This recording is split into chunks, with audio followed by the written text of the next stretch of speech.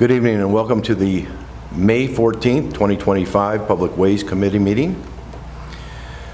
You've had the opportunity to review the minutes of our previous meeting. Entertain a motion to accept those minutes. I make that motion. Second. All in favor? Aye. And opposed with the same? Okay. Minutes are approved. All right. There is nobody in the audience, I don't think, that wants to participate, seeing that we only have one person in the audience tonight. So we'll move on to our parks update. Thank you, Mr. Rosbert. Members of the committee, I can give you an update, please, on all of these items. I'll continue down through, but please stop me if you have any questions or thoughts. Bless you. In regards to the Memorial Park North Phase improvements, we're making great progress. The contractor has been working most recently on concrete-related matters, including slip-form curbing.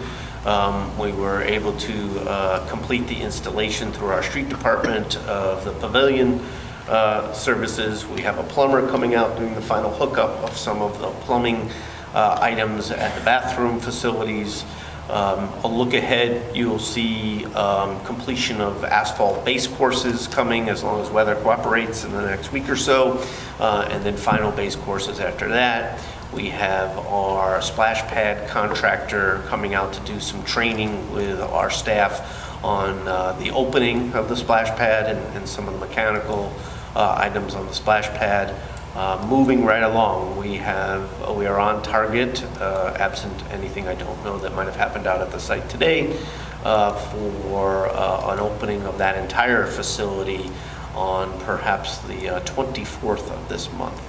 We'll probably confirm the 24th as a ribbon cutting date for you elected official folks too. So I'll confirm that hopefully by the end of the week with that.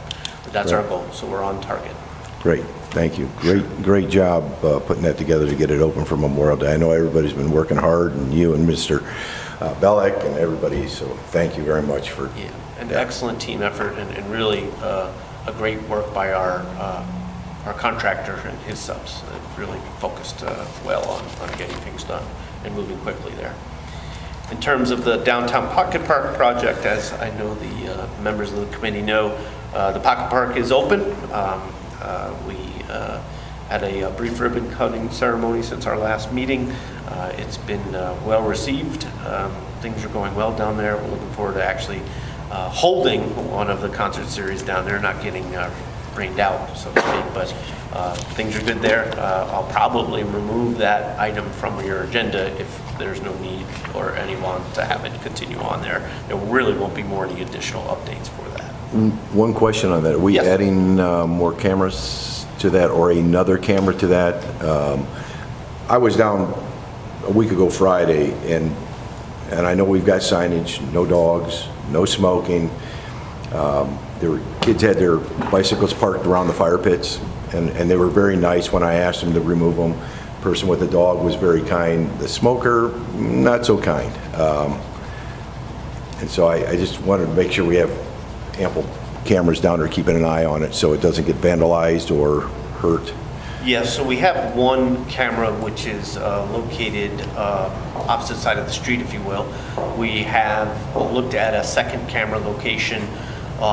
The pole location for that actually will be moved due to the Southwest parking lot project. So we may or may not put that camera up at that same location down the road. There is a camera, a privately owned camera, that does view the lower plaza as well as potentially the middle plaza. Okay. And so we've entered into some discussions with that private property owner about the potential use for that down the roads. I don't have anything to update the committee yet. I will tell you, as part of the Southwest parking lot project, we will be installing a camera at the parking lot location. The ideal location would be to put it somewhere that can also view the pocket park, obviously using a pan tilt zoom type camera. So I think there are plans for one. Okay. Whether we get that installed before the improvements to the parking lot and then move it, or whether we just wait for its permanent location and install it then, that's a little up in the air right now too. There does need to be some fiber kind of connection work done down there too for that. So, Thank you. sure. Freed Park project update. You do see that there's a legislative item addressed to that, so I'll address the legislative item first. And that is, we got good news from the design team and their engineers that basically we don't have to go with a vault-style bathroom. We can use elevations to make it work for a fully plumbed bathroom. So we'd like to get a fully plumbed bathroom ordered. We're contemplating using the same manufacturer and same entity that we have for the other concrete restrooms that were installed at Memorial Park. So that has generally a 6 to 8 month lead time, and that lead time includes not just build time, but approval through the state department, and so it takes a little bit of time to get that from Columbus. So we'd like to get that ordered and going if we could. We're still working on designs for the park and those kind of things, but we know that we want a restroom there, and we know that that's part of the project. So that's what the legislative request is. Questions on that? No. No. I'll make a motion to have the legislation for the restrooms at Freed Park. Second? All in favor? Aye. Aye. Let's move that on and is that was suspension of the rules, correct? Yeah. Yes, okay. We'd like that just because Perfect. it'll get us ordered Yeah. and moving quicker on that process. Okay, Generally, Free Park object for is, so obviously I made reference, we have a design team working on that. I am hopeful that I'll be able to have a concept design out to all of council within a week or so here. I really think they're getting very close to have that. And they've been wonderful to work with. I've asked for some updated cost estimates. They're working on some of those just so we have a full project view of what it might take. I think, as I've reported to the committee previously, there's going to be some level of budget shortfall between what we'd like to do and what we have the current capacity to do from a budgetary standpoint. But I think by giving you a design, looking at it, we can further have those discussions as to what level of installation you want to go forward with now and what might have to come at a later date. Things like, there are some aspects of that project. I think we're all focused on delivering a lighted field in this first phase, if you will, an all-turf field, if you will, in this first phase as primary. I think bathrooms pretty vital and necessary out at the park there too. It's other aspects of what do we do with the parking lot, what do we do with the playground, what do we do with a basketball court, and to what extent there. Some of those items are smaller level things, like the basketball courts, really not going to make a difference in terms of an overall shortage of budget. You combine the combine the basketball court and the playground, you're getting a little bit closer to getting budget, but it's probably not going to carry the day in and of itself. And so what else do we do from that?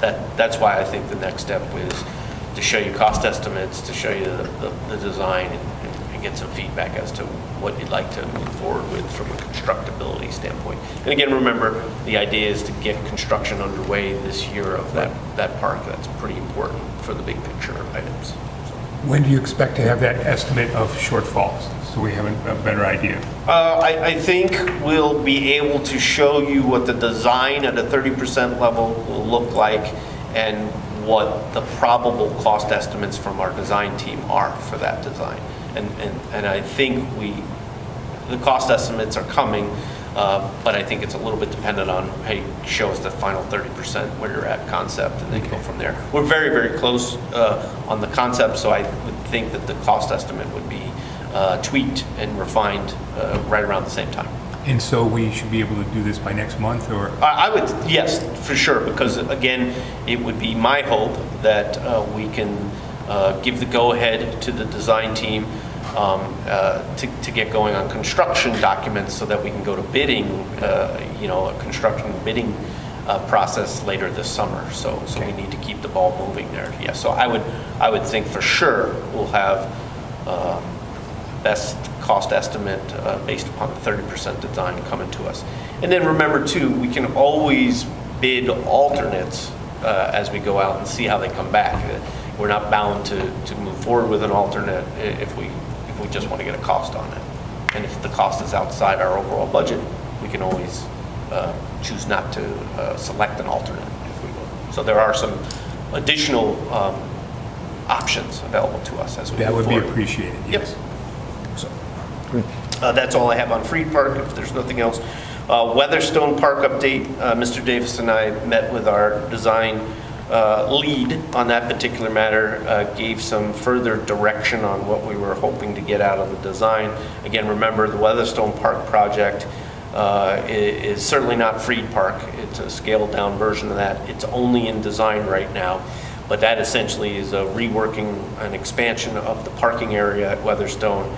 It's the addition of a sidewalk network at Weatherstone, some concrete areas for spectator viewing, if you will, and a playground structure at Weatherstone Park. So that's what we're looking at there.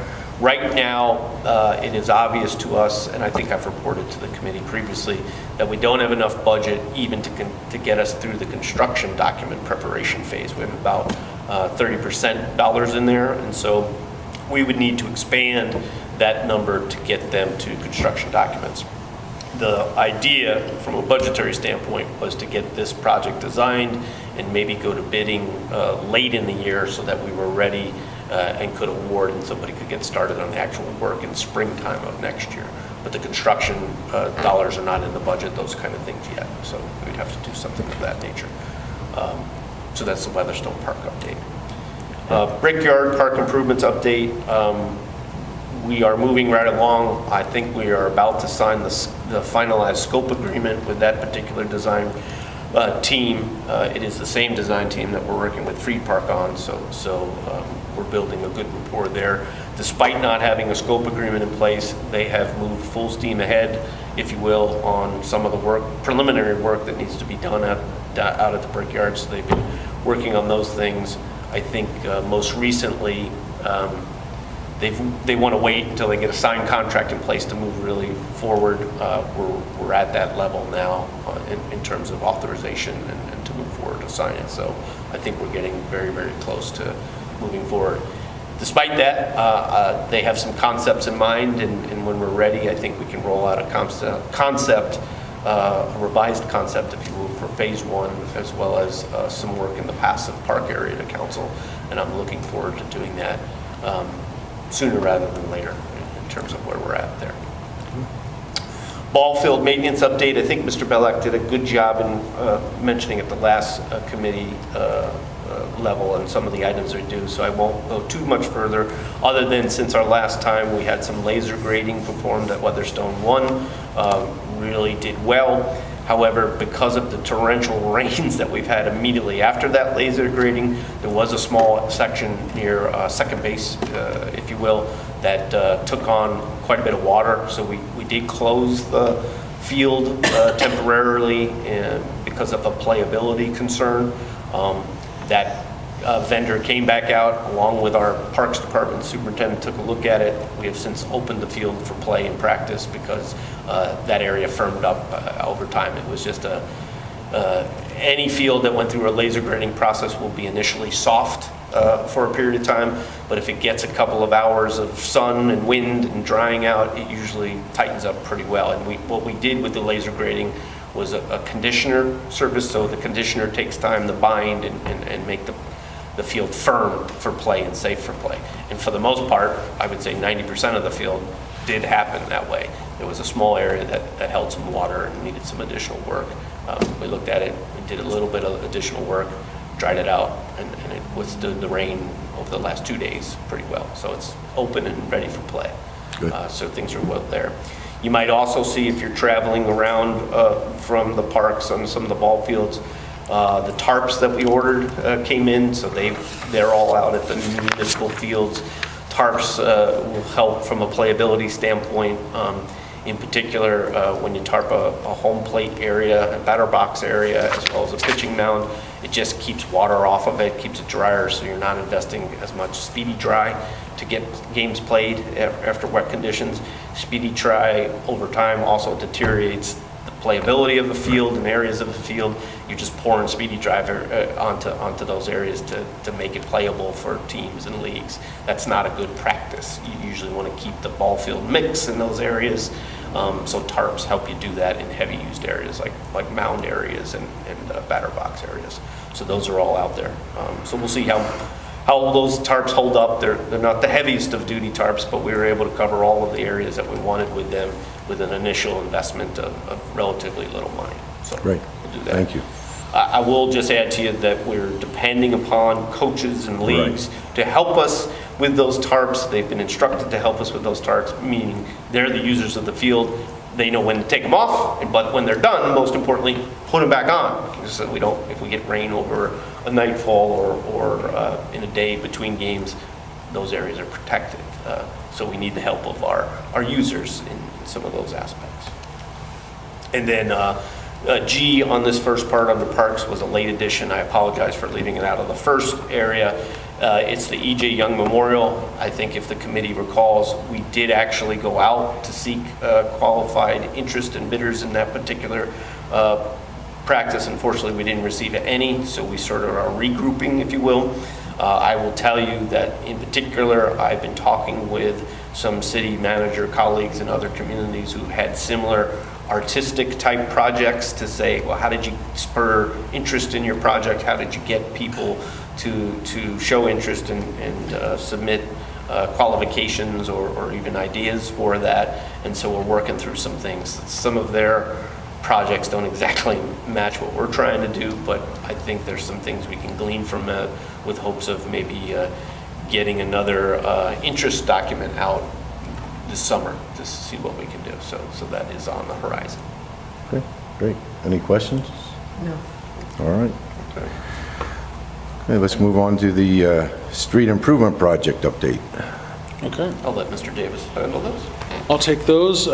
So we're moving quite well this year on our progress on those projects. The annual street project has been awarded. Elway Paving, they're scheduled to start in June, so that's on schedule to get started.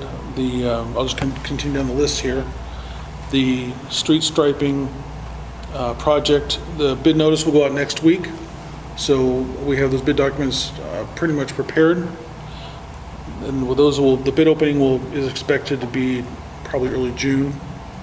The crack sealing program was awarded to Wolverine, I believe Seal Coats, I think is their name.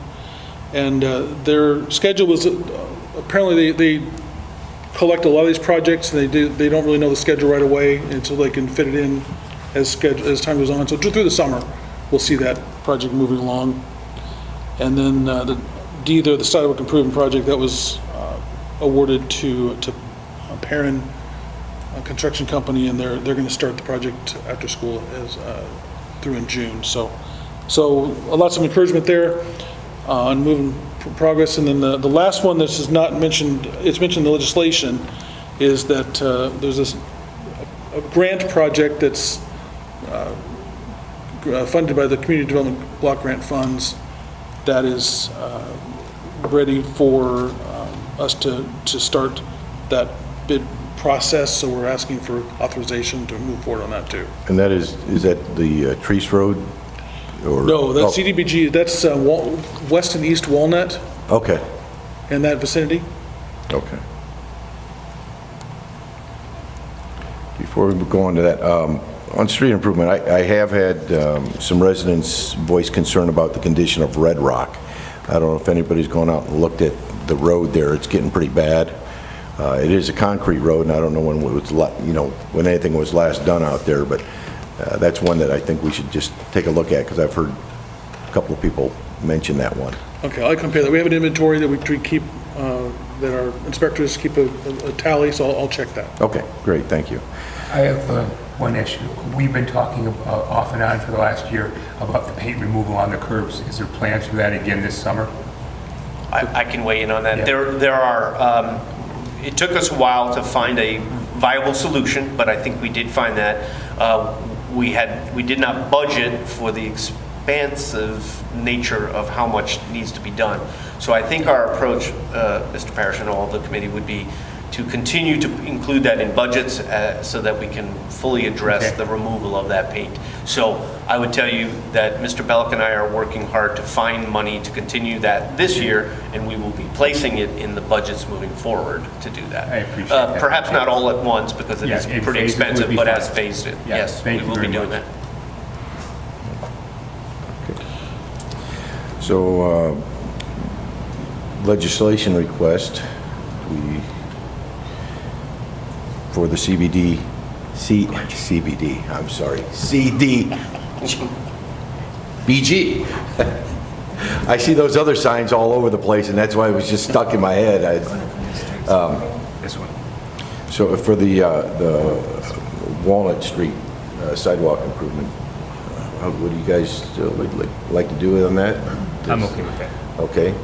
Somebody want to make a motion? I'll make a motion that we have legislation for the CDBG Sidewalk Improvement Program. Great. Second.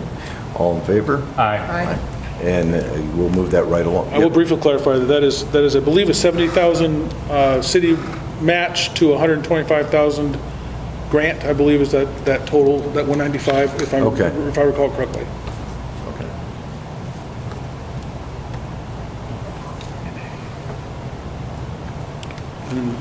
Street sweeping.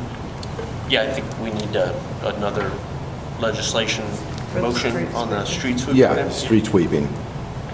Make a request for the ordinance authorizing the interim director of public service to advertise and receive bids to enter into a contract with a 2025 street sweeping contract in the amount not to exceed $128,000 and an emergency clause. Second. All in favor? Aye. Motion carries. We'll move that forward also.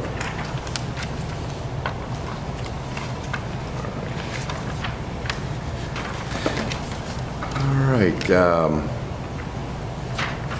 Let's move on to the OPWC Wintergreen Streets and Sidewalks projects. Okay, I'll discuss that. And just brief background, you'll notice that there's a lot of little kind of small projects on all these street issues, and just to make sure it's clear, often there's different funding sources, different grants, and so each grant has its own rules, and so it's much easier to keep them separated to make sure we don't have to confuse all the money that way. So that's why you'll see these separate bids. And also the specialty of each project is unique to certain contractors, so you can get better bid prices if you really allow that specialization to go forward. So that's why you see some of these individual projects, why they're not just one big summation of a project. So this one here, OPWC, is another grant project to do some street improvements in the Wintergreen area, and that money becomes available in July by the grant terms. So we'll be moving forward on that here, starting the bid process in a month or two. Okay. Questions? Okay. College? Oh, go ahead. How many streets, I mean, is it just Wintergreen or the whole development? My understanding, the caricature of it is it's everything but the Wintergreen Street. Everything in that neighborhood except for the street called Wintergreen. So we've always wondered, why did we call it Wintergreen when that's the only street not being done? That's what so I don't have the exact streets, but it's most of them except Wintergreen. Okay. I don't want to be contrarian to Mr. Davis, but I think it's only 3 of the streets. That's the only 3 that I've seen listed. And there are quite a few streets in Wintergreen, so it's only 3 of the streets, and it's asphalt overlay. I think the sidewalks might be the entire neighborhood, but the street work might only be 3. Okay, I apologize. And it's just Wintergreen, not Meadows of Wintergreen? It is not. Okay. Yeah. Okay. College Street and Trees Road grant application update. Okay, we've been expecting an award answer on that. There's 2 different grants.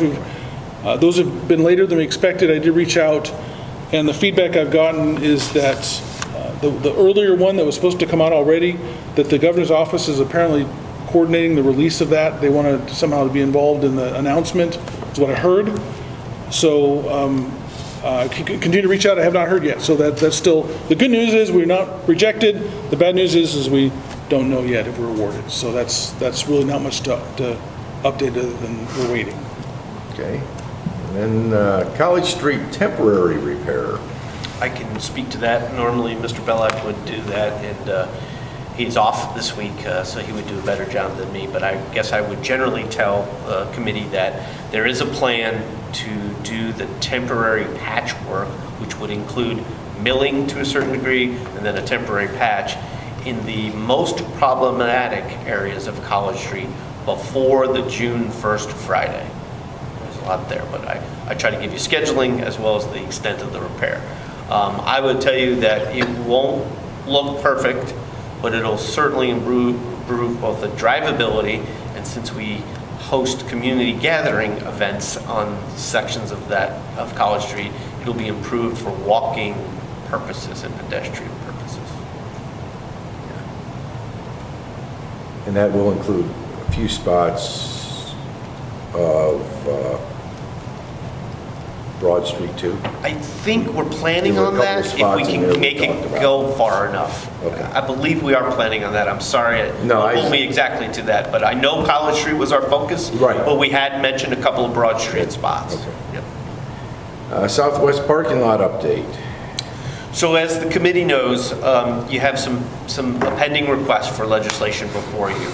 I've tried to provide some information on both the shelter structure, or the structure, if you will, for the project. But I also wanted to make sure, based upon some discussions that I have had through this process, that the committee understood that the parking lot will be improved, whether there's a structure part of it or not. So I did try to provide you with some snippets of conceptual layouts that have been discussed.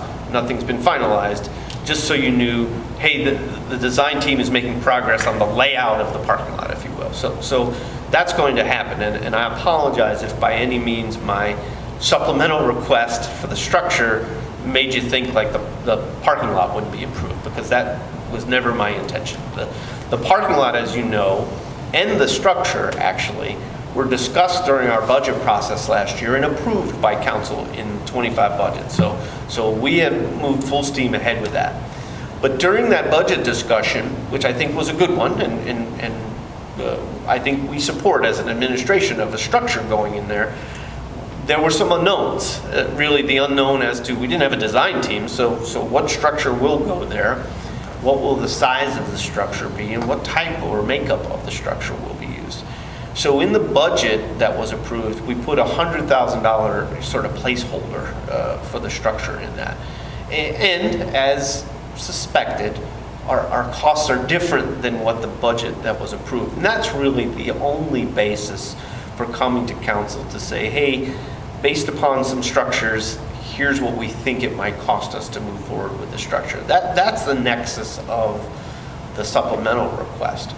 I've tried to provide you with some sample photos of what other communities have done. Some of those photos are out of the realm of what we're talking about because they're just too large of a structure, too much steel involved to get it in. Our design team came back to us initially with drafts, and they were proposing a much larger structure than a 50 by 50 structure, but that would have required me to come to you with almost a duplication and more of what our current approved budget was. I didn't think that was appropriate, nor did I think it met the needs of the community for where we're going. So I've scaled way back some of their desires and thoughts on that to more of what we think would be useful and both a gathering space now and into the future. And so that's what we're proposing, and we're asking you to consider it. But again, know that the discussion of a shelter was had to a certain extent during the budget season, and I think there was some really great ideas as to how a shelter might be used in the immediate future, and who knows how it could be used in the way off future, if you will. In addition, I want to make sure I say in the meeting to the committee, while I mentioned a couple of potential uses for the structure if we were to move forward with it, by no means did I mean to insinuate that it would be only open to a certain organization or groups of organizations that you might think. It really would be available by event permit for whoever submitted an event permit to it. Again, an event permit doesn't mean necessarily that it has to be approved, but that it's open for public usage. And I would envision that's the way we would do that. I would also envision that it would be important that we remember that the primary aspect of this project is to create a more usable parking lot to do that. And so I want to make sure I also say to the committee, I think there's been really good discussion about whether we allow parking under the structure or allow it to be driven through, and what the impacts to surfaces or the structure itself might be, depending upon those decisions. I think there's some really useful concepts that I shared with you that don't allow parking underneath the structure and do not allow drive-through. So please know, I think the administration is, and the design team, quite honestly, we're ready, willing, and able to adopt whatever you'd like to see done there. We just thought with the tough dynamics of the space allowed for us to build, driving through and maximizing spaces was important. And so that's why we looked at it from that standpoint initially. But that's not to say that if we have to have that, we can do something differently if we have to go a different direction. So what I would tell you is, to complete my statements for tonight, is I need to, Mr. Davis and I need to get back to the design team with clear direction on where we're going. And we really cannot do that until you make a decision on that pending ordinance, because that's what they have to incorporate into the last piece of their design, if you will. And that'll help us do that. So while I would advocate and tell you that I think the structure is important, and I think it will be a meaningful part of the project, and it will really deliver that oomph factor that we want for our community, both in the short term as we go through the downtown infrastructure project shortly, where we'll need a gathering space that's not on the front roadways. But I also think the long-term positive nature of that is just going to complement the pocket park and complement the uses of that parking lot. So I'm an advocate for the structure being a part of that. But in the end of the day, I'm your advocate to get projects done, and I will do whatever I am charged to do as we move forward, whether that includes the structure or does not. So I'm certainly open and available and willing to answer any questions I can at this point. I don't know that anybody is against the structure. I think everybody likes the idea of the structure. I think it's a great gathering spot. I've voiced my opinion about parking under it. You get oil drippage, then you got people walking, people slipping, they have wet shoes or something. That's my biggest issue with parking under it. I know we say we might be losing some parking spaces, but we're also picking up parking spaces where the other building was. Not being a design guy, I don't know where it's situated, if that messes with the design or not. I think we were just, from what I talked to people, the amount of money was just staggering. I mean, when we were thinking one amount, and then it was quite a bit more. I think, it makes sense while we're doing that parking lot to try to do it, if we can, financially and reasonably, do it all at once versus stubbing things in and then having to tear stuff, instead of tearing stuff out to run electric lines and things. We need to have the design. So that's just my opinion. I'll let everybody else speak on that. Mr. Yurchek, if you got input on it, I'd love to hear it. Mr. Copley, since you're all members of council, we've all kind of shared some ideas on this. So. Yeah, I think, just real quick, I think regardless as to, I think the pavilion structure is definitely, whether it happens this year or not, I think it needs to be incorporated into the design. So I think one of the true questions we need to answer for the design team is whether or not to allow parking underneath it. Because I think they should be designing for it, whether it goes in this year or next year. We need to know how it's incorporated into the parking lot. So basically, I think I can answer that for you at a non-designer level. Basically, what they would do is, if you would not want to see parking in that location, you basically would have a 50 by 50 square, somewhat situated on center with a pocket park, that you would have nothing in it at this point. It would just be it would kind of stand out, I would think, to folks who aren't following our conversation, which I think most of the community probably is not, when they go in the park and they say, well, why didn't they finish the parking spots there? because that's what the design team would do. The design team would basically leave a spot for a future shelter. But couldn't the sidewalks, the pad and all that stuff be put in with the construction of the parking lot with the pavilion to be set in place at a later time? I mean, I don't know about the structure, I'm just. Yeah, I think normally, depending upon the structure that's selected, it's not that easy because some structures require a template for an attachment, some require the actual structure to be within the cement base. There's foundations that need to go in. Foundations depend upon the size of the structure and what it is. And so that's why I would tell you, if we're going to do structure, we've always taken this approach, and this isn't rocket science. I think you all know this. It's smarter probably to get it in when you do it once than to get it in and then 6 months to 8 months later tear out that section and then put in something to do that. But there are other factors that go into doing it that way. If we pave it or if we put the pad in, I think you're going to see people parking on that pad for the next year, whether we stripe it or don't stripe it, or whether we do that. We could leave it grass, which would indicate don't park here necessarily, but we'll still probably, it's a parking lot, yeah. So I don't know. I don't have all the answers, Ms. Yurts. That's an excellent question, but I think that's conceptually, and maybe I lean on Mr. Davis with his expertise, I would think they would leave that block undeveloped for us and go from there, especially if we don't want parking happening underneath it.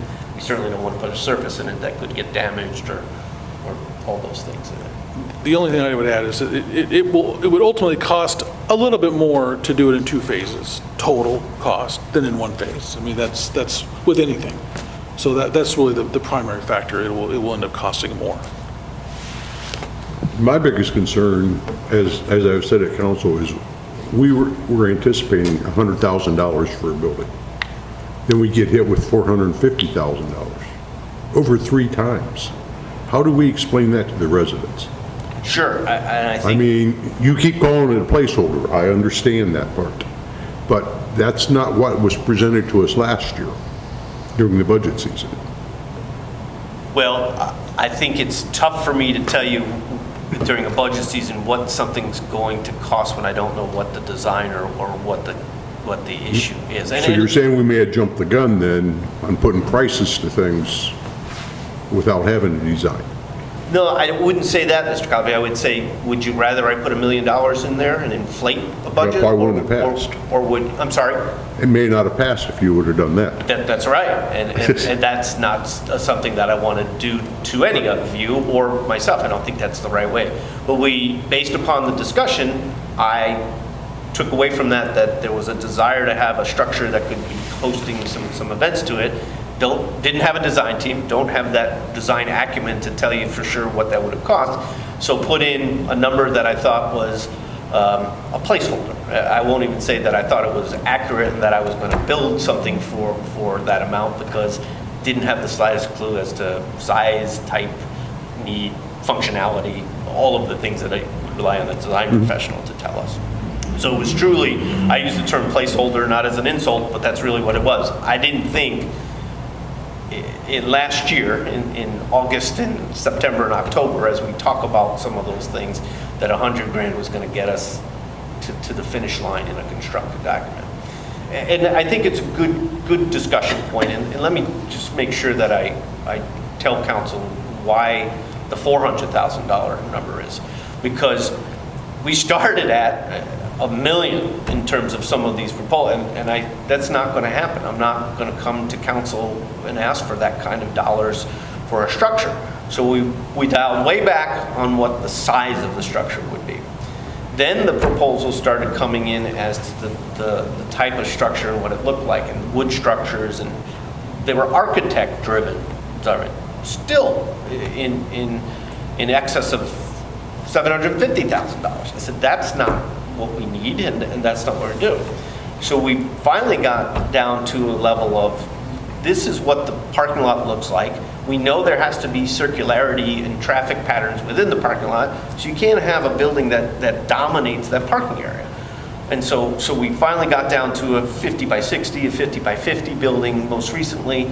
That'll probably work best not only for the site, but for what we think our need is and what we want to do. So that brought down to, let's not do an architect-driven building with all the cost of an architect-designed building, but let's look at these kit pavilions, for lack of a better term.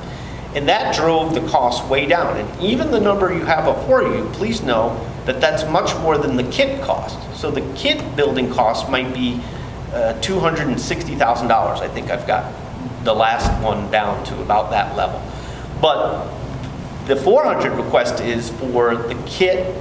Then there's this pad you've got to build. The kit, depending on which we select, doesn't come with the concrete protections for the columns. That's an extra. Some of them don't come with gutters and downspouts. That's an extra. You've got to do the flat cement work as well as, like I mentioned, the column protection work. And then you've got some landscaping things and some other items that'll go into it. Now we're talking about maybe making it pedestrian only. So there's some aspects to, do you do it with concrete? Do you do it with asphalt? Do you do it with walkable pavers? Those kind of things. So that 400 that I'm asking about, in addition to the 100 placeholder, if you will, that's the all-in cost. So I don't want the committee or anyone on council to think, oh, that's a really huge number for just the kit, if you will.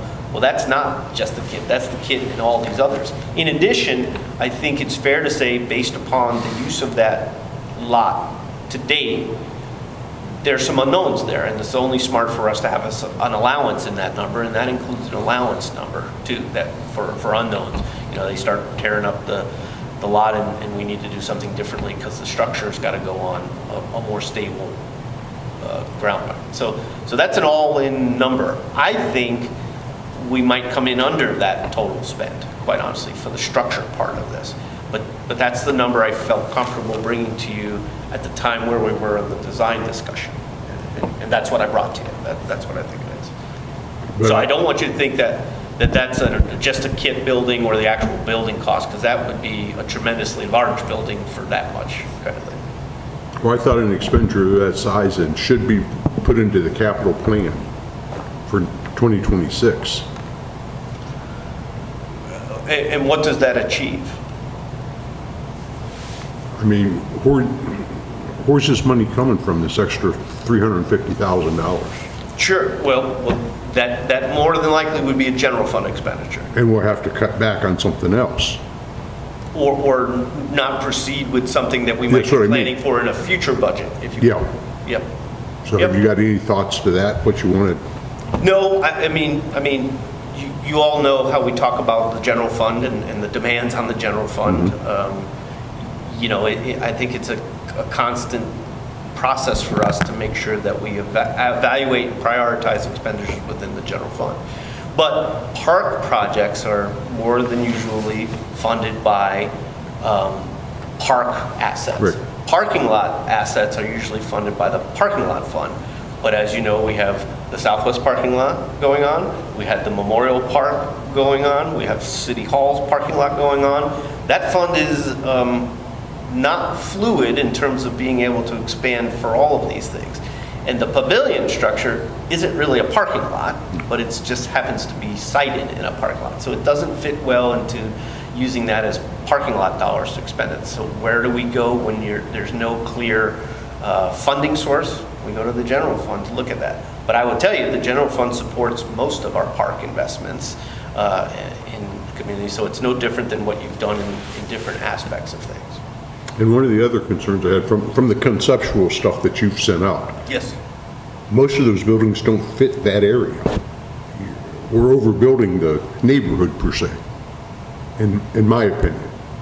You know, with some of the cupolas and, you know, that kind of stuff. So the Because that's going to add money to it. It does, but what was surprising, and I think I shared with you, if I didn't, I apologize, with the council, that cupola structure is really what the kits come like, because they can make them as plain Jane as you might want, if you will, but even the design team says to, you know, you're just going to put a shed structure, a gabled shed structure in the parking lot. You know, if it's a gathering space and a market space, you might want to add something to it. And so when we looked at some of those things, one of the comments that we looked at was, hey, that kind of looks like the old warehouse buildings on the south end a little bit. Just in the nature of, if you just look at the peak of those buildings, there's a cupola look to it, if you will. I agree. And so that's what it is. When we brought that to the design team, the actual vendors were like, well, that's our Model X. That's exactly what we do with that. So they come in that fashion. And there really wasn't, there are some plainer looking structures that cost more than the kids were looking at. It's from the side. And again, the size, I hear that comment, Mr. Copley, and I tend to agree it. Mr. Bellick and I took distance wheels out, and we walked that thing to look at. And many of the initial sized buildings or structures that were being proposed just don't fit on that lot. Or if they do, the entire lot is undercover, and we didn't think that was a good idea. So we really shrunk it down to what we think would be a usable space that would give people cover, but would also work in a parking lot where we're focused on making sure parking lot works too. And so that's why we've now even come, and I've reduced it a little bit further from some of the proposal documents, from a 50 by 60 to a 50 by 50, just to save some dollars, if you will, on that front. So. And I also agree with Mr. Rosbert that we should not allow parking on it. I mean, right now we have commercial vehicles parked in that parking lot down there. And why provide other companies covered parking? I just have an issue with that, I guess. Yeah, and again, remember, I think what holds true from an envisioning standpoint is, you know, Monday through Thursday, most weeks of the year, it's a parking lot, and that's its primary use. I think when the weather breaks for us, or with certain events on a Friday, Saturday night, or a Sunday morning or something, that's when you'd see reserved use, and the cars wouldn't be parking on it. But you're right, you know, from business, folks who work at businesses downtown, or to those who use it, or neighbors who park in that lot, who surround it, it's going to be used as a parking area like that. Yeah, because our south end parking lot, I was just down there twice over the weekend.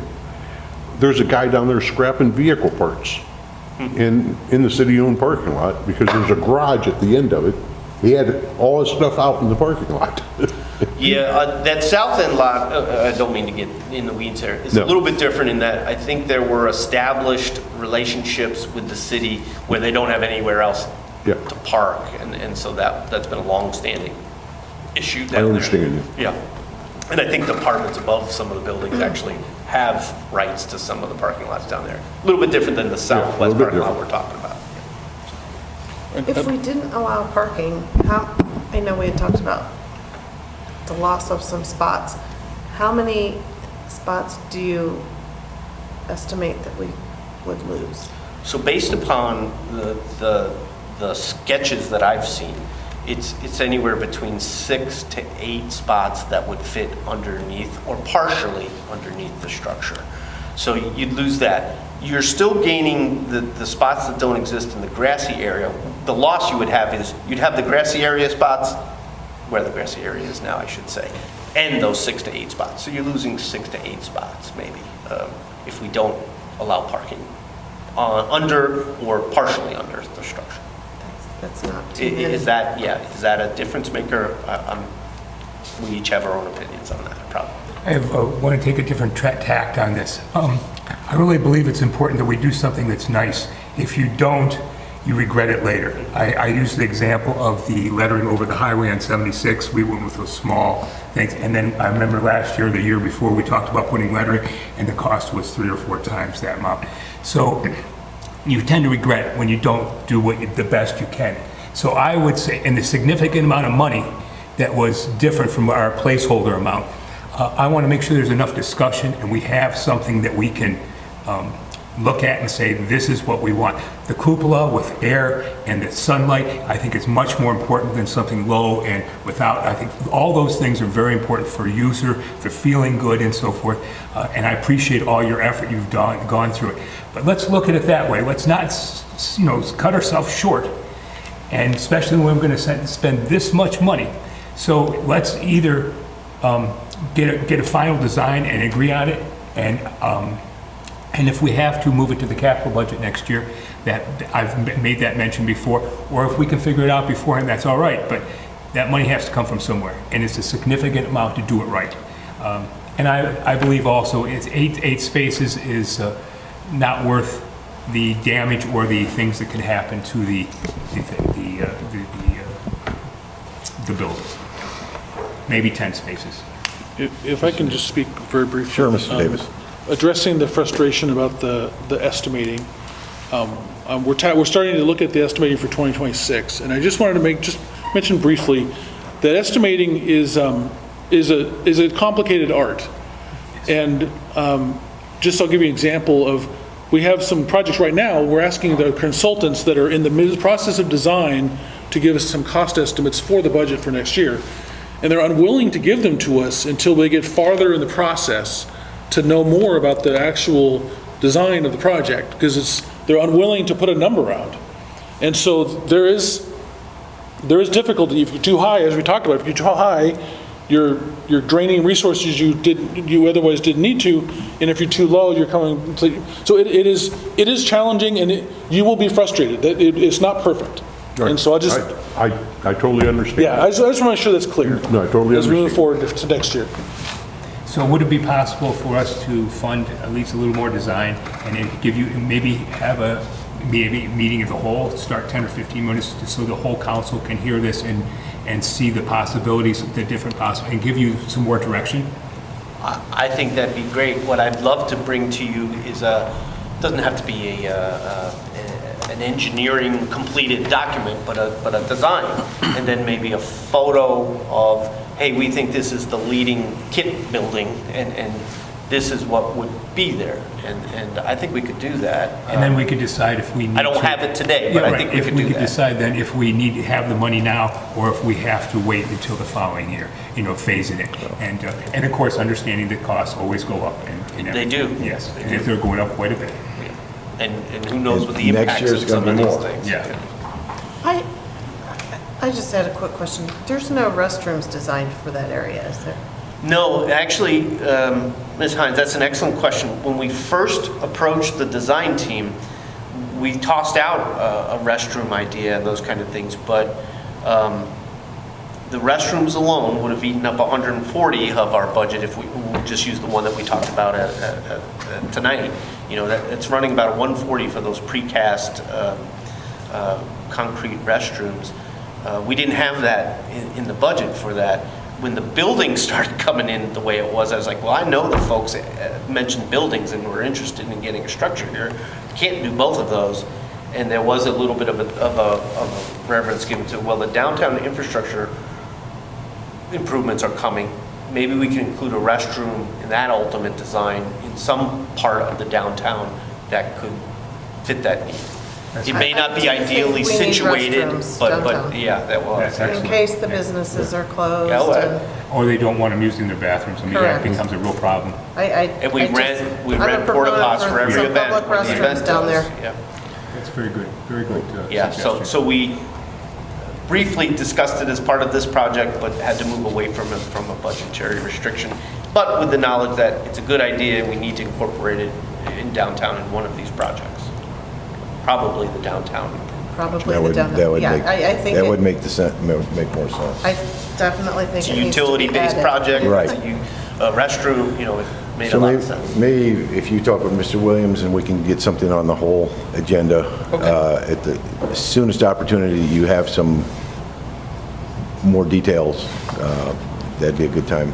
I know we meet this Tuesday, may not have it, we'll try to keep moving things along.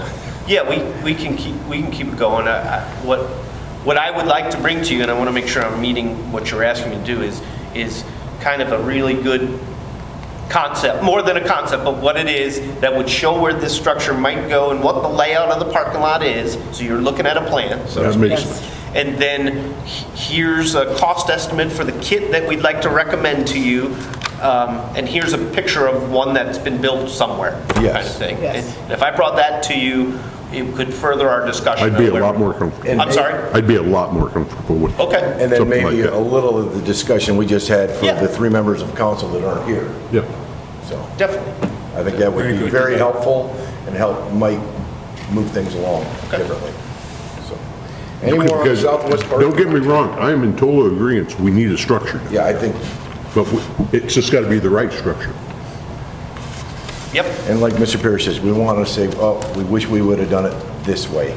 Ends up being more expensive and frustrating to redo things. You know, and Do it right or don't do it. I just want to say that I think this council has taken an approach that has been somewhat refreshing in many, many projects. And that is, you have identified, and I think some of you have even said, if we don't do it now, when will we ever do it? And I think that's a real issue sometimes for many organizations. It has been for the city. And it only, things don't get cheaper, unfortunately, what we're doing. So you're right. You have to factor what is the right need, what is the right, in this case, structure that we want, what is going to be valuable to us, what is utilitarian and has functionality, but also looks good to do it. If we, I'll harken back to what you said in some other projects, it is tough for us to move the Goliath sometimes to get things done if we don't do it at once. And you've shown a willingness to do that, whether it be splash pad, whether it be zip line, whether it be let's do this thing the right way. And I think that's what I'm hearing from you all. And I don't really argue with that point because I know it in my personal life and I know it in my professional life that oftentimes that does ring true. If you don't do it the right way or at the right time, you end up not doing it. And I don't think any of us have said that. Correct. Thank you. Any more on Southwest parking lot? Let's move to the City Hall East parking lot project. Yep, I will. I'll field that one. Mr. Davis certainly fill in everything. So we have met with the design team more than once. They've refined their understanding of what we're looking for. And again, this is this lot does not contain a structure, the good thing, but it does contain some secured areas and some non-secured public parking. And so I'm happy with the design team's attempts. They came back with some concepts that, well, really not even concepts, they were schematic kind of look at, what ifs kind of thing. We really had to work hard to refine that and get that down to them where they're at.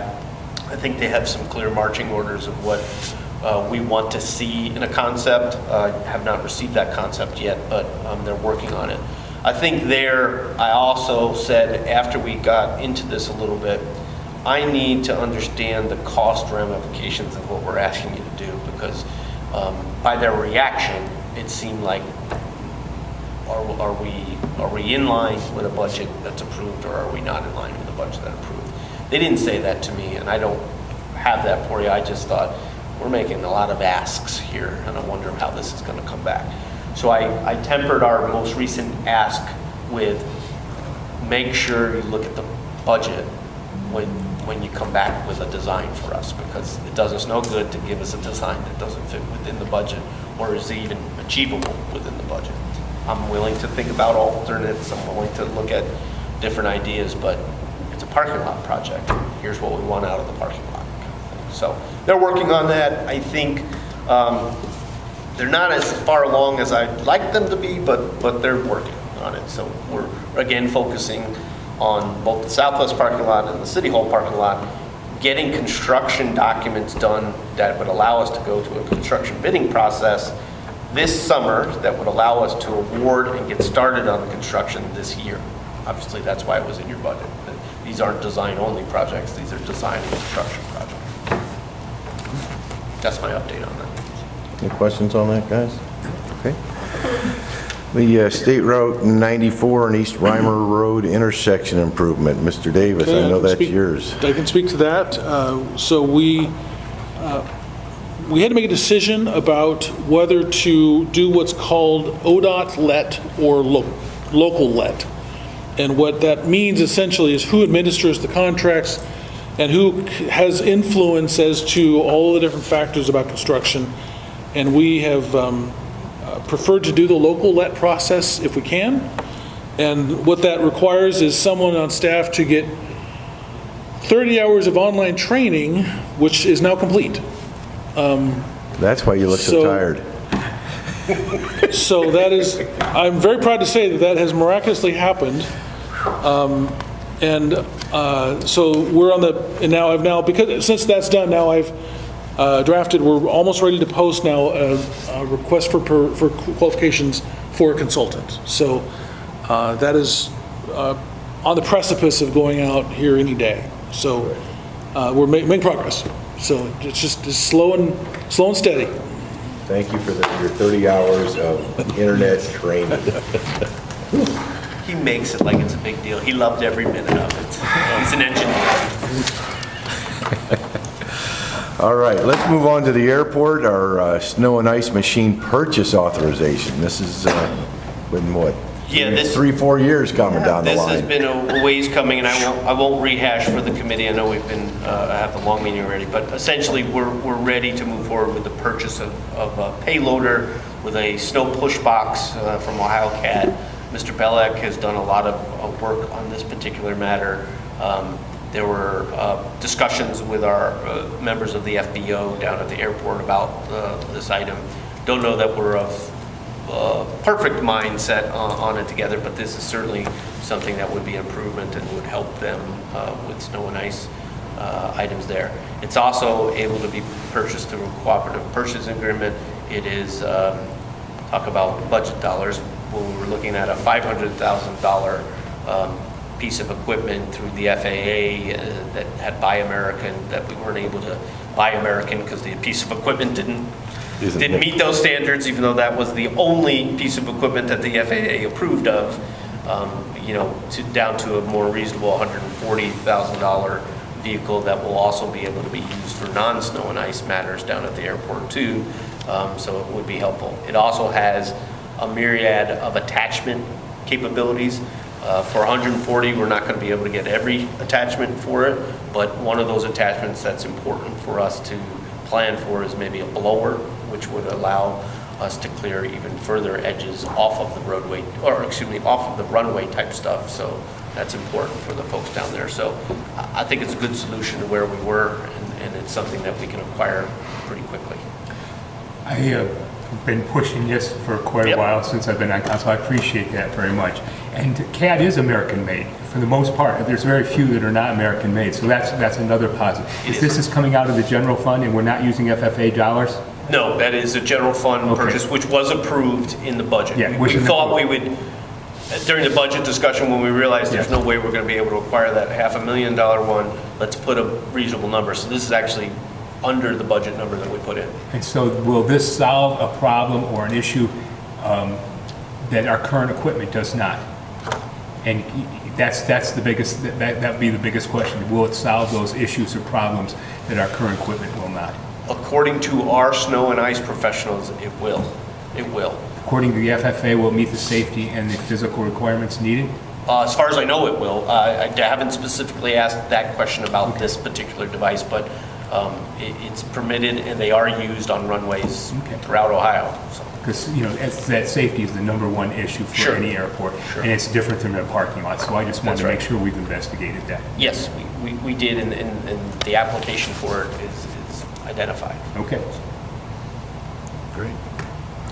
So do we have a suggestion or a motion here? I'll make a motion that we have legislation for the 2025 cat loader with the accessories for the airport. I'll second Snow and it. ice for I'm sorry. I'll second that. All in favor? Aye. All right, we'll get that on the agenda for the next council meeting. I would just add for the committee, the suspension of the rules is important Yes. based upon the pricing that we have for that Yep. particular run. We'll suspend that. I did put it in my note, but I did want to make sure I said Yep. that. Yes, sir. And since it's a general fund, if it's not being used during the summer, could the city use it in other areas? We could, but we think there's a need for the airport guys to use it down there. And that's why a payloader actually made better sense than the vehicle that was being proposed initially. So there's multiple, plus they can put forks on it. There's reason for them to use fork attachments. There's lots of different things. The short answer is yes, we could always go and borrow it and do that just like we lend equipment So it could be used other places if we needed it and Yep. so forth. If it was FFA money, we probably could not. That is right, there's a Okay. limitation. That's a positive. That is a positive to this. And in addition, I failed to answer your first statement. It is our belief and our want to keep the current plow equipment that's there. It's old, but Right. this will just augment what they already have. Okay. Great. All right, and our annual renewal for our FBO. Thank you, Mr. Chairman. We have a 5-year contract with Flight Services of Wadsworth where they function as what's called a fixed-based operator. In essence, they operate the airport on our behalf, fuel airplanes, plow the runways, cut grass, a number of services that we're relieved of because of this agreement. The agreement has 5 years, and each term allows a 5% escalation in the fee that we pay to them. The terms run from June 1st through the following May 31st.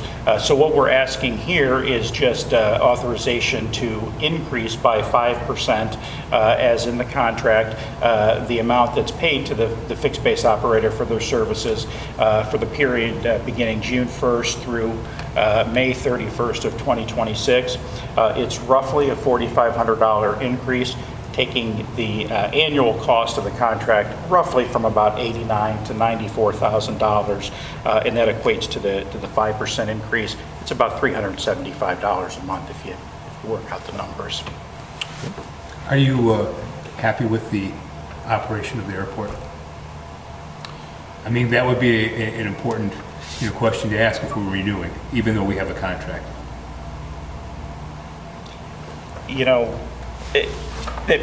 With the services that they're supposed to provide, I think that they've done a good job of relieving us from having to provide them. It saves us from having to go down and mow the grass. It saves us from having to handle the runways. It saves us from having to do things and interact in an environment where we're not experts. We don't have flight experience. So having said that, and because we're under contract, I think that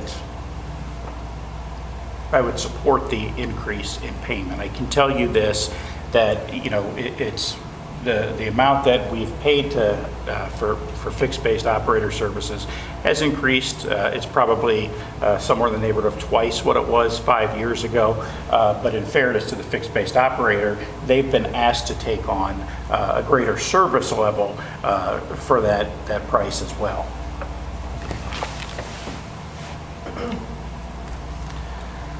So, I'll make it, okay.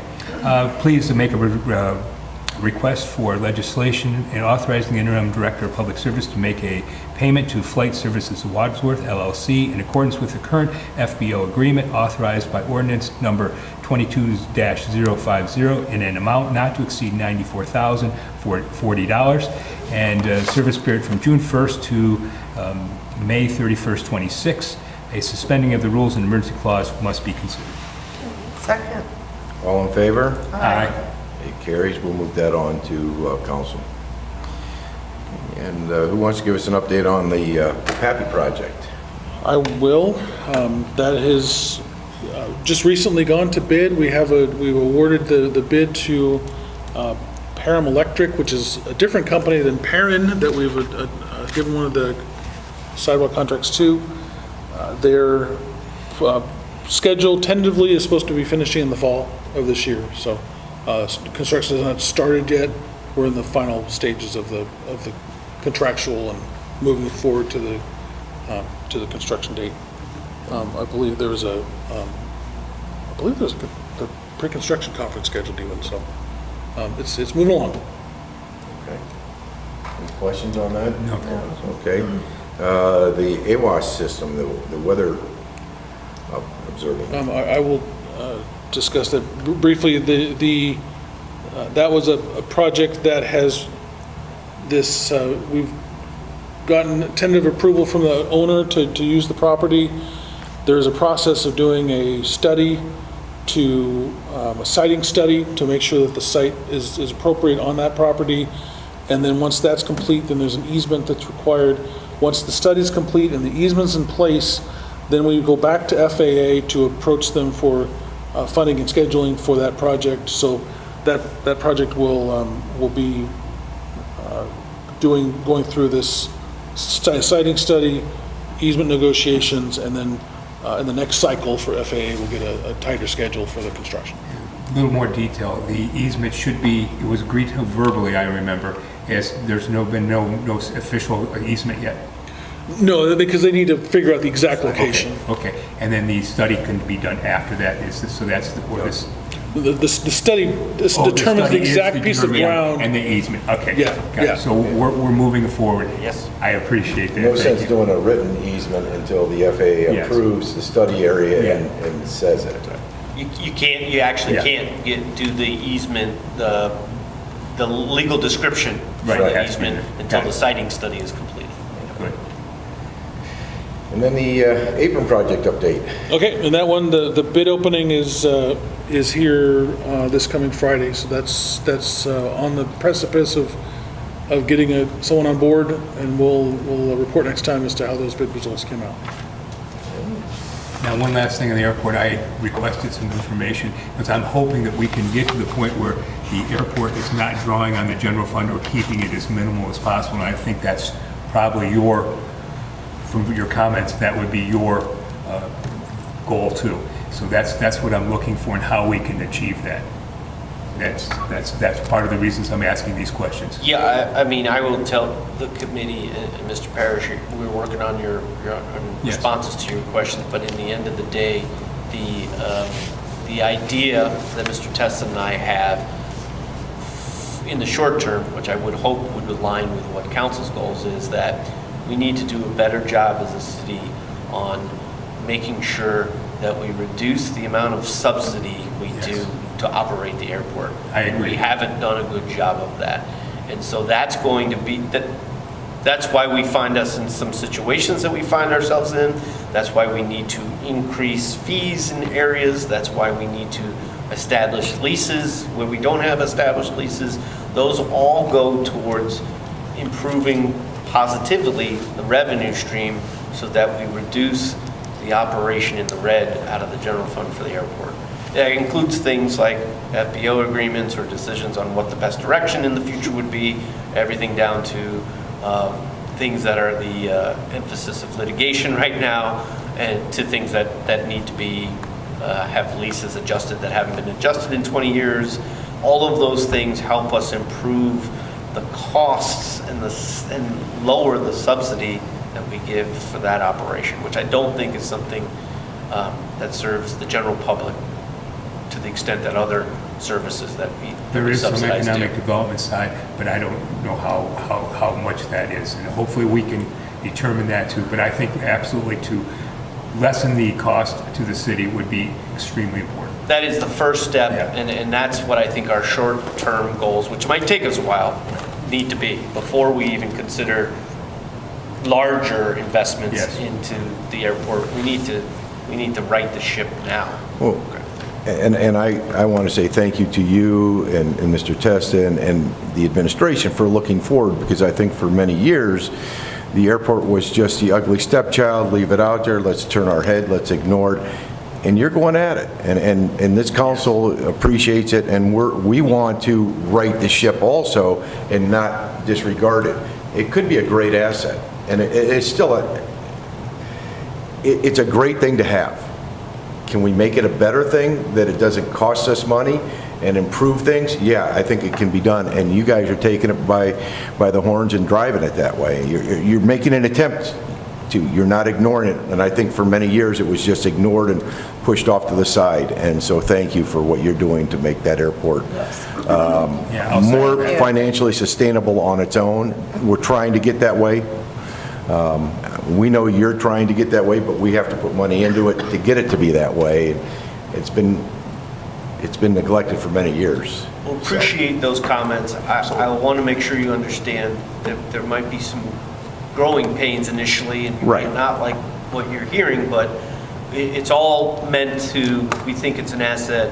It just needs to be an asset that depends upon itself a little bit more than it has, because we're subsidizing it to a magnitude which, if we continue to do that, there's That's not the right approach for our constituents, it's not the right approach for the general fund, it's not the right approach. Saying that, we're not a for-profit entity, so there's always going to be some level, but not to the extent that it is been currently.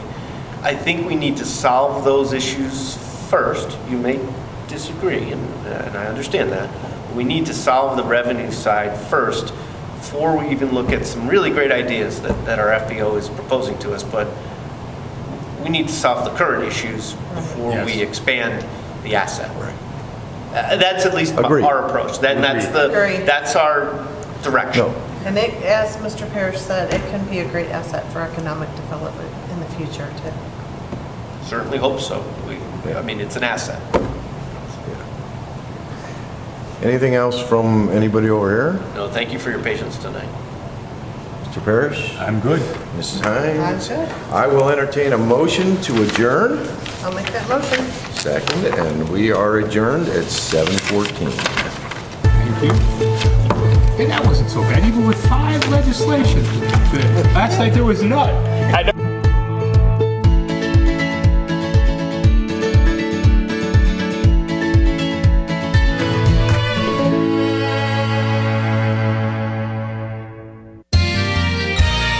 You are watching WCTV, Wadsworth Community Television.